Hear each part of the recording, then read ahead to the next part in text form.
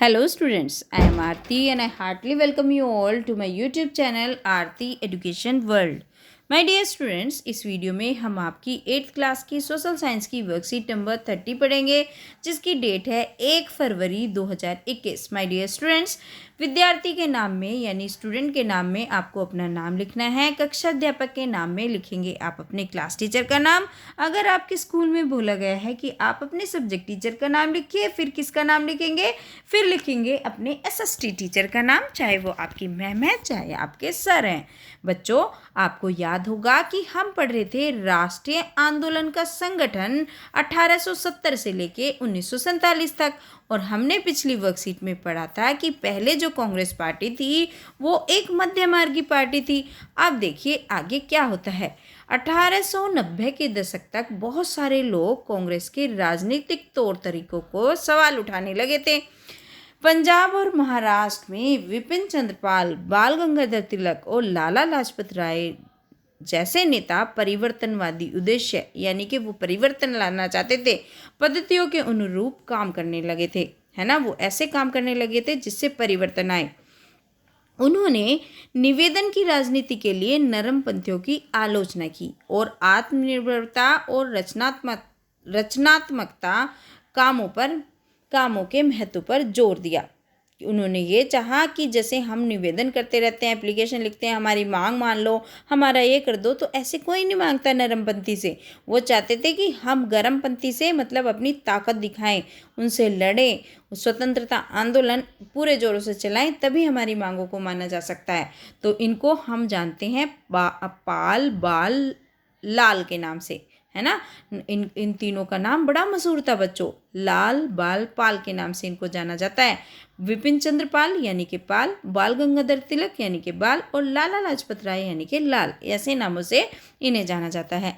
बाल गंगाधर तिलक ने एक नारा भी दिया था और वो नारा बहुत ही फेमस है बच्चों, स्वतंत्रता मेरा जन्मसिद्ध अधिकार है, मैं उसे लेकर रहूँगा। ठीक है। अब वो स्वतंत्रता की मांग करते थे कि वो हमें ये नहीं चाहिए कि हमारे ऊपर रहमो करम कर दें, हमें अपना हिस्सा दे दें सरकार में, है ना, हमें पार्षद बना दें, ये कर दें वो कर दें। वो चाहते हैं हमें स्वतंत्रता चाहिए, हमारा देश है।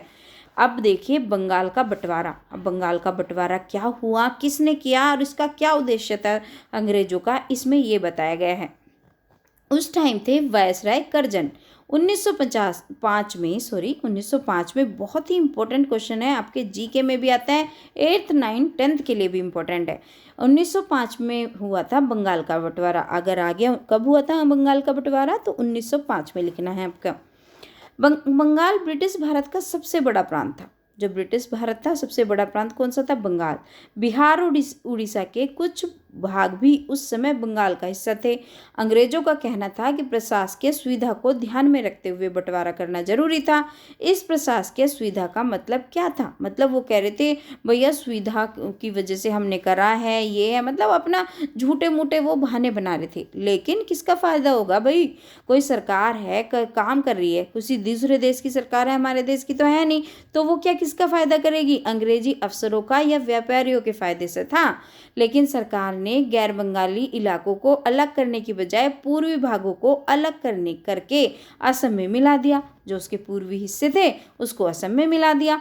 पूर्वी बंगाल को अलग करने के पीछे अंग्रेजों का मुख्य उद्देश्य ये रहा होगा, मतलब ये माना जाता है कि बंगाल को इसलिए अलग करा अंग्रेजों ने क्योंकि बंगाली राजनेताओं के प्रभाव पर अंकुश लगाया जाए, क्योंकि वहाँ के जो राजनेता था ना उनका बहुत ज़्यादा प्रभाव था उन पे, उनको जनता ऐसे ही मानती थी जो भी कहते थे, और बंगाली जनता को उससे बट जाएगी, है ना। कुछ हिस्से वहाँ पे मिला दिए और बंगाल का बंटवारा कर दिया तो बंगाली जनता अलग हो जाएगी। वो बहुत बड़ा रोल प्ले करते थे, जब बंगाल अलग ही कर देंगे तो वो किसके लिए क्यों लड़ेंगे स्वतंत्रता के लिए? तो ये था उनकी चालाकी। ठीक है, चलिए अब आगे देखते हैं आगे क्या दिया गया है। आगे दिया है स्वदेशी आंदोलन के बारे में। स्वदेशी आंदोलन क्या था, क्यों हुआ, और ये विभाजन से क्या है, देश भर में गुस्से की लहर फैल गई। अब गुस्सा तो होना ही था, हमारे देश का विभाजन कर दिया। मध्यमार्गी और आमूल परिवर्तनवादी कांग्रेस के सभी दलों ने इसका विरोध किया। ऐसे नहीं कि केवल बाल लाल पाल वाले जो आमूल परिवर्तन जो लड़ना चाहते थे, जो लड़ के अपने अधिकार लेना चाहते थे, उन्होंने ही करा, बल्कि जो मध्य मार्गी नीति के लोग थे, नरम दल के थे, जो निवेदन प्रतिवेदन से अपनी मांगे मनवाना चाहते थे, उन्होंने भी इसका विरोध किया। इससे जो संघर्ष उपजा उसे स्वदेशी आंदोलन का नाम से जाना जाता है। तो इस वजह से जो ये आंदोलन हुआ उसी को कहते हैं हम स्वदेशी आंदोलन। ब्रिटिश शासन का विरोध किया गया, है ना। विशाल जनसभाओं का आयोजन किया, मतलब बहुत सारे भारतीय एक जगह इकट्ठा हो जाते थे और जुलूस निकालते थे। स्वयं सहायता, स्वदेशी उद्यमों, राष्ट्रीय शिक्षा और भारतीय भाषा के उपयोग को बढ़ावा दिया गया। तो इसी स्वदेशी मतलब अपने देश का, तो हमारे देश की फैक्ट्री हो, हमारे देश की जैसी शिक्षा हो, हमारे देश की भाषा हो, इन सबको बढ़ावा दिया गया। यह आंदोलन बंगाल में सबसे ताकतवर था, परंतु कई इलाकों में भी इसकी भारी अनुभूति सुनाई दी। समझ रहे हो? अब बंगाल में हुआ है तो बंगाल में तो सबसे ज़्यादा इसका प्रभाव हो गई, लेकिन इसके आसपास के इलाकों में भी इसकी मतलब इसकी काफ़ी प्रभाव पड़ा।